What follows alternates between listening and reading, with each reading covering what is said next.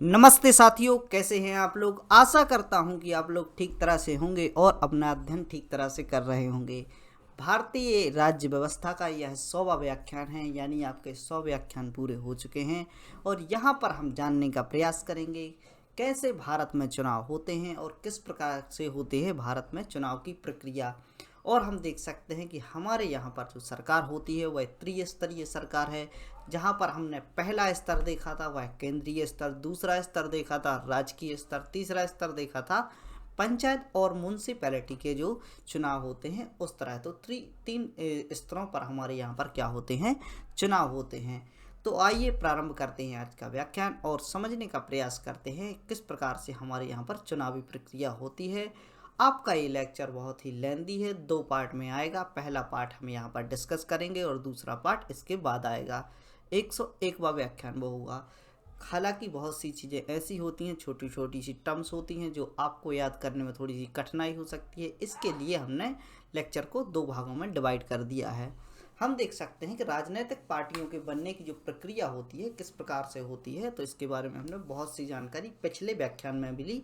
थोड़ी सी हम जानकारी यहाँ पर भी लेते हैं कि किस प्रकार से इन पार्टियों को क्या दिया जाता है, राष्ट्रीय या राजकीय स्तर का दर्जा दिया जाता है। केंद्रीय व राजकीय स्तर की नई पार्टियां बनाने की प्रक्रिया होती है, वह यहाँ पर हम समझेंगे। सबसे पहले हम समझते हैं राष्ट्रीय स्तर की पार्टियों के बारे में। राष्ट्रीय स्तर की पार्टी बनने के लिए लोकसभा यानी जो एमपी के जो होते हैं इलेक्शन होते हैं और विधानसभा में 6% मत प्राप्त होना चाहिए। यानी मान लो 100 सीटें यहाँ पर किसकी हैं, यहाँ पर एमएलए की हैं और एमपी की हैं। तो हम देख सकते हैं दोनों में से जो विधानसभा और लोकसभा एमपी और एमएलए के जो चुनाव होते हैं उसमें उस पार्टी को 6% मत प्राप्त होना चाहिए। एक कंडीशन, या मत या तो 4 राज्यों से प्राप्त हो या इसमें अधिक राज्यों से प्राप्त हो। यानी हम देख सकते हैं या तो जो 6% मत आपको प्राप्त करना है वह किसी 4 राज्यों में से प्राप्त करना है, यानी 4 से यह 3 राज्य नहीं हो सकते। यानी आप यहाँ पर देख सकते हैं कि यदि आप 4 से कम राज्यों से विजित होकर आते हैं लोकसभा व राज्यसभा में 6% बहुमत से, तो आपको क्या होगा, उसको राष्ट्रीय स्तर की पार्टी नहीं माना जाएगा। आपको यदि राष्ट्रीय स्तर की पार्टी बनना है तो आपको 6% बहुमत चाहिए। उसके ऊपर से एक कंडीशन और है कि राज्यों से 4 मतलब कम से कम जो हमारे यहाँ पर 27 राज्य 28 राज्य हैं, इनमें से 4 राज्यों से वो जो सीटें हैं वह विजित होनी चाहिए। ऐसा होता है कि किन्हीं राज्यों में किसी पार्टी का दबदबा होता है, पूरे राज्य में वह पार्टियां कैप्चर करती हैं और दूसरे राज्यों में उतना प्रभाव नहीं दर्शाती। जिस प्रकार की आपने देखा होगा आम आदमी पार्टी पहले केवल दिल्ली में जीत कर आई थी, उसके अलावा अन्य राज्यों से यह जीत कर नहीं आई थी। हम देख सकते हैं दिल्ली और पंजाब में वर्तमान में इनकी सरकार है और हम देख सकते हैं यूपी जैसे राज्यों में और बाकी राज्यों में आम आदमी पार्टी के सांसद विधायक देखने को कम मिलते हैं। तो यह हम देख सकते हैं कि इन्होंने 4 राज्यों से थोड़ी थोड़ी सी यहाँ से पार्टियां जीत कर गई। इनके एमएलए और एमपी निकल कर आए अलग अलग राज्यों से 1-2, तो यह राष्ट्रीय स्तर की पार्टी बन चुकी है। आगे कंडीशन देखें, यदि उस पार्टी द्वारा लोकसभा चुनाव में या किसी राज्य से 4 सीटें जीती गई हों, यानी हम देख सकते हैं क्या बात हो रही है, एमपी के चुनाव की, मेंबर ऑफ पार्लियामेंट यानी संसद की। तो संसद के चुनाव में क्या जीती हुई, राज्यों से 4% सीटें जीती हों। इसका अर्थ क्या हुआ, हम देख सकते हैं कि यहाँ राज्य की बात कैसे हो सकती है, लेकिन ये आपको एक बात याद रखनी चाहिए कि जो एमएलए या एमपी के चुनाव होते हैं, एमएलए के चुनाव तो होते हैं अपने राज्य के लिए और एमपी के चुनाव जो होते हैं वह केंद्र के लिए होते हैं, लेकिन वह जो नुमाइंदे आते हैं वह हमारे यहाँ से ही निकल कर आते हैं। एक्चुअली में जो लोकसभा क्षेत्र होता है वह आपके राज्य के अंदर ही होता है। तो हम देख सकते हैं कि उस राज्य की पर्टिकुलर यदि उस पार्टी की बात करें तो चुनाव में या तो उस राज्य से 4 सीटें प्राप्त की हों, यानी लोकसभा के चुनाव में, तो यह कंडीशन फॉलो करते हैं तो उसको राष्ट्रीय स्तर की पार्टी का दर्जा दे दिया जाएगा। आगे देखते हैं, यदि 2% मत लोकसभा के चुनाव में उस पार्टी को प्राप्त हों, यानी लोकसभा के चुनाव में 2% मत की बात कैसे हो रही है, ऑल ओवर इंडिया से बात हो रही है। ऑल ओवर इंडिया से इसको 2% मत प्राप्त हो गए हों, कुल जितना भी मत है उसमें से 2% मत इसको प्राप्त हो गए हों, या 3 राज्यों से प्राप्त हुए। इसके बाद भी यह कंडीशन है कि 2 राज्यों से 2% बहुमत तो प्राप्त होना चाहिए और उसके अलावा यह 3 राज्यों से निकल कर आना चाहिए। वह पार्टी जो 4 राज्यों में राष्ट्रीय स्तर की पार्टी का दर्जा प्राप्त कर चुकी हो। यानी जब हम राज्य की बात करेंगे कि राज्य की जो एलिजिबिलिटी होती है राज्य की ये स्तर की पार्टी की, तो इस प्रकार से हम देख सकते हैं वह 4 राज्यों से क्या राजकीय पार्टी घोषित कर दी गई हो तो उसको क्या राष्ट्रीय पार्टी घोषित कर दिया जाएगा। यहाँ हमने समझा केंद्रीय स्तर की पार्टी के बारे में। आगे अध्ययन देखते हैं तो हम देखते हैं कि हमारे यहाँ पर कौन कौन सी ऐसी पार्टियाँ हैं जो कि राष्ट्रीय स्तर की पार्टियाँ हैं। हम देख सकते हैं कि 7 पार्टियों को राष्ट्रीय स्तर की पार्टी का दर्जा दे दिया गया है। आपसे कोटेशन में या वन लाइनर क्वेश्चन में इस प्रकार से प्रश्न आ जाते हैं कि कितनी पार्टियों को राष्ट्रीय स्तर की पार्टी का दर्जा दिया गया है, तो आपको 7 लगाना है। और आपको यहाँ पर हम देख सकते हैं और कठिन क्वेश्चन करना होगा तो आपको 3 ऑप्शन दे देंगे, एक अन्य कोई पार्टी निकल कर ले आएंगे, तो हम देख सकते हैं उसमें क्या होगा कि जो आपको यहाँ पर आंसर देना होगा, तो आपको यह सातों की साथ याद रखना आवश्यक है। बहुजन समाज पार्टी हुई, भारतीय जनता पार्टी हुई, भारतीय कम्युनिस्ट पार्टी हुई और भारतीय कम्युनिस्ट पार्टी मार्क्सिस्ट हुई, भारतीय राष्ट्रीय कांग्रेस पार्टी, भारतीय कांग्रेस पार्टी एनसीपी और हम देख सकते हैं संयुक्त भारत तृणमूल कांग्रेस। यह राष्ट्रीय स्तर की पार्टियां हैं। आगे देखते हैं राज्य स्तर की पार्टी के लिए एलिजिबिलिटी क्या चाहिए, किस प्रकार से आप राज्य स्तर की पार्टी का दर्जा प्राप्त कर सकते हैं। तो यह जो कंडीशन है तो हम देख सकते हैं कि ऐसी 5 कंडीशंस हैं जो आप यदि फॉलो कर लेते हैं, जो आप इनको फुलफिल कर लेते हैं तो आपको राजकीय स्तर की पार्टी का दर्जा प्राप्त हो जाएगा। यदि उस पार्टी को 6% मत विधानसभा के चुनाव में प्राप्त हों, वहाँ क्या बात हो रही थी कि 6% मत कहाँ पर, लोकसभा की बात हो रही थी। तो विधानसभा में जैसे एमएलए व एमपी की वहाँ पर बात हो रही, तो यहाँ पर क्या है कि आपको एमएलए नहीं बनाना, एमपी नहीं बनाना है, यहाँ पर एमएलए की बात कर रही है। तो हम देख सकते हैं जो राजकीय स्तर के चुनाव होते हैं उसमें 6% मत आपको प्राप्त होना चाहिए। इन मतों के माध्यम से 2 सीटें प्राप्त की हों, यानी 6% मत तो हमें चाहिए। ऐसा नहीं कि आप कहीं से भी मत ढूंढ कर ले आए पूरे राज्य में से कि इस विधायक को इतने वोट मिले थे, इस विधायक को इतने वोट मिले थे, तो ये सब तो चल जाएगा। लेकिन आपको क्या हो गया कि यहाँ पर देख सकते हैं कि 2 सीटें भी उन बहुमत से जो आपको 6% मत मिला है, उन मत में से आपकी 2 सीटें प्राप्त होनी चाहिए, तो आप राजकीय स्तर की पार्टी होने का दर्जा प्राप्त कर सकते हैं। कम से कम आपके पास 2 एमएलए यानी विधायक होने चाहिए। आगे देखते हैं यदि 6% वोट लोकसभा के चुनाव में प्राप्त हुई हो, हम देख सकते हैं कि अब लोकसभा की बात आ रही हो, या तो ये कंडीशन, इनमें से कोई एक कंडीशन भी हो जाएगी आपकी पूरी, तो आप क्या हो जाएंगे, यहाँ पर राजकीय स्तर की पार्टी बन जाएंगे।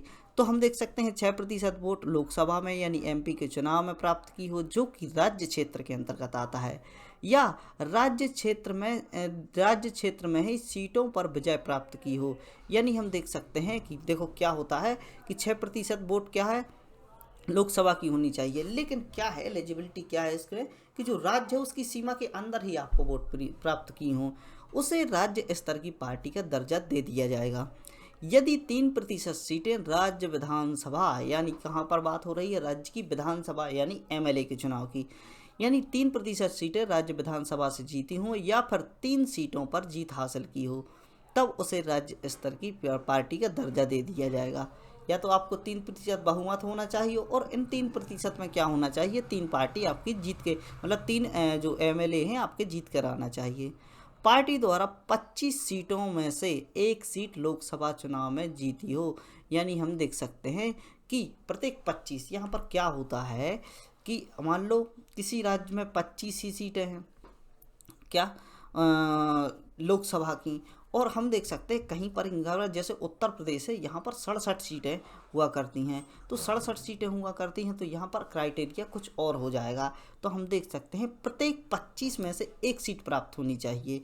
तो हम देख सकते हैं कि यदि कोई राज्य है उसमें मान लो, माना ऐसा तो है नहीं, लेकिन मान लेते हैं कि 100 सीटें हैं, तो यहाँ पर आपको 50 सीटों पर 50 सीटें क्या होगी, 50 सीटों पर क्या होगा कि यहाँ पर आपको जैसे 25 में से 1 सीट जीतनी है, तो 100 में से 2 यहाँ पर निकाल के लानी चाहिए, यानी प्रत्येक 25 सीटों में से 1 पर विजय प्राप्त करनी होगी, तब आपको राजकीय स्तर की पार्टी का दर्जा दे दिया जाएगा।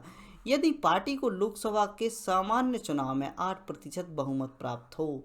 यानी हम देख सकते हैं कि लोकसभा का चुनाव हो रहा है, आपकी पार्टी क्या कर रही है, वहाँ पर वोटें डल रही हैं, तो यह क्या होता है कि 8% मत आपको प्राप्त होना चाहिए। यदि आप 8% मत लोकसभा के चुनाव में यानी एमपी के चुनाव में प्राप्त कर लेते हैं तो आपको राज्य स्तर की पार्टी घोषित कर दिया जाएगा। या फिर एक कंडीशन और है, या राज्य विधानसभा में 8% मत हो, यानी या तो राज्य विधानसभा में 8% मत प्राप्त कर लीजिए या 8% मत कहाँ पर लोकसभा में प्राप्त कर लीजिए, तो आपको राजकीय स्तर की पार्टी होने का दर्जा प्राप्त हो जाएगा। अब हम देखते हैं कि धीरे धीरे क्या हुआ कि जैसे जैसे हमारी जो 1950 में हमारा संविधान लागू हुआ, 51 में सामान्य चुनाव करवाए गए और चुनाव के माध्यम से जो हमारी सीटें निकल कर आई वह यहाँ पर हम देख सकते हैं कि अब हम देख सकते हैं कि फर्स्ट यानी पहला जो चुनाव आयोग गठित किया गया 1952 में, तो यहाँ पर हम देख सकते हैं पहले जो चुनाव कंडक्ट कराया गया 1952 में, तो यहाँ पर राष्ट्रीय स्तर की 14 पार्टी हुआ करती थी। आज 7 पार्टी हैं, उस समय पर 14 हुआ करती थी। शुरू में क्या होता है कि कोई दल निकल कर आते थे, विभिन्न प्रकार से अलग अलग जगह से दल निकल कर आ रहे थे। सबसे बड़ी पार्टी कांग्रेस हुआ करती थी, उसको टक्कर देने के लिए कई दल सामने आते थे, खरीद फरोख्त भी होती थी और कुछ पार्टियां खुद अपने आप से मर्ज होती गईं। तो हम देख सकते हैं कि धीरे धीरे जब 1952 से लेकर 1957 में हम आते हैं तो 14 की यहाँ पर 4 पार्टियाँ बचती हैं। और यहाँ पर हम देख सकते हैं राजकीय स्तर की स्टार्टिंग में जो पार्टियाँ हुआ करती थी वह 39 पार्टियाँ हुआ करती थी। यानी हमने जो एलिजिबिलिटी पढ़ी है वह इन सब एलिजिबिलिटियों को पास कर रही थी। तो हम देख सकते थे इस प्रकार की 14 पार्टियाँ केंद्र राष्ट्रीय स्तर की यानी केंद्र से निकल कर आईं और 39 पार्टियाँ राज्य से निकल कर आती हैं। 1957 की बात करें तो यह दूसरी बार जब चुनाव कंडक्ट कराया गया, तो 57 में हम देख सकते हैं 4 राष्ट्रीय पार्टियां बची थी, बाकी सभी पार्टियां कांग्रेस में मर्ज हो चुकी थी। और हम देख सकते हैं कि 4 पार्टियां यहां पर थीं और राज्य स्तर पर 11 पार्टियां हुआ करती थी। थर्ड होता है यानी तीसरे चुनाव कंडक्ट कराए जाते हैं 1962 में, जब लाल बहादुर शास्त्री जी प्रधानमंत्री बनते हैं। तो हम देख सकते हैं कि इस समय पर क्या हुआ करता था, 6 पार्टियां यहाँ पर हुआ करती थी केंद्र में और 11 पार्टियां राज्य में हुआ करती थी। 1967 की बात करें, इंदिरा गांधी जी का समय होता है, यहाँ पर 7 पार्टियां केंद्र में, 14 पार्टियां कहाँ पर 14 पार्टियां कहाँ पर होती हैं, राज्य में होती हैं। अब हम 5वें की बात करें, 5वें चुनाव गठित किए जाते हैं, यहाँ पर 8 पार्टियाँ केंद्र में और 17 पार्टियाँ राज्य में होती हैं। और हम देखें 1977 की बात करें तो 5 केंद्र में तथा 15 राज्य में। 1980 की बात करें तो 6 यहाँ पर और 19 पार्टियाँ राज्य में हुआ करती थी। अब राज्यों में यहाँ पर बढ़ती जा रही हैं। और हम देख सकते हैं कि 8वां जो चुनाव होता है, 8वां चुनाव कमीशन गठित किया जाता है, तो हम देख सकते हैं यहाँ पर 7 पार्टियाँ कहाँ पर केंद्र में तथा 19 यहाँ पर राज्य में हुआ करती थी। 1989 में भी यही चला, 8 पार्टियाँ यहाँ पर रहीं, 20 यहाँ पर हो गई। आगे देखते हैं, देखो क्या होता है कि धीरे धीरे क्या होता है कि कोई पार्टी है दूसरे चुनाव में वो अपनी बहुमत हासिल नहीं कर पाई या उस क्राइटेरिया को पास नहीं कर पाई, तो उसको राजकीय स्तर की पार्टी का दर्जा छीन लिया जाता है। यानी राष्ट्र में एक बार आपने पार्टी बना ली तो ऐसा नहीं है कि आपकी पार्टी बनी रहेगी, आपको परफॉर्मेंस करना है, आपको कार्य देना है। यदि आप यह कार्य नहीं करते तो धीरे धीरे क्या हो जाएगा, आपको डिमोशन भी होगा। यहाँ पर 1951 में 9 पार्टियां बचती हैं केंद्र में, 28 होती हैं राज्य में। 1996 में 8 पार्टियां केंद्र में, 30 राज्य में। 1998 की बात करें तो 7 पार्टियां होती हैं कहाँ पर, राज्य में, और यहाँ पर होती हैं 30 पार्टियां।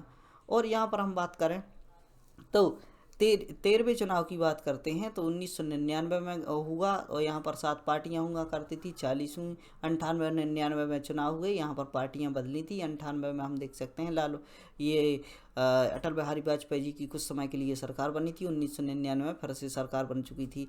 हम यहाँ पर देख सकते हैं कि 2004 में क्या हुआ कि 2004 में 6 पार्टियाँ केंद्र में, 36 पार्टियाँ राज्य में हुआ करती थी। 15वें में 7 पार्टियाँ केंद्र में और हम देख सकते हैं कि यहाँ पर 40 पार्टियाँ क्या राज्य में हुआ करती थी। 14 का चुनाव होता है, बीजेपी जीत कर आती है। उस समय पर 6 पार्टियाँ कहाँ पर, केंद्र में, तथा 47 पार्टियाँ यहाँ पर हुआ करती थी। वर्तमान में भी 6 पार्टियाँ यहाँ पर मौजूद हैं।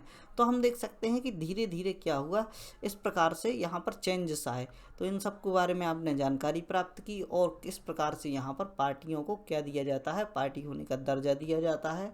तो हमने यह सब सारी जानकारी यहाँ पर प्राप्त की और किस प्रकार से हम देख सकते हैं कि यहाँ पर चुनाव होते हैं और आगे इसी के माध्यम से हम और भी जानकारी प्राप्त करेंगे भारत में चुनाव से संबंधित। इसी प्रकार के अध्ययन के लिए बने रहें study right by Mani Pandey से और करते रहें अपना अध्ययन। 100 लेक्चर आपके पूरे हो चुके हैं।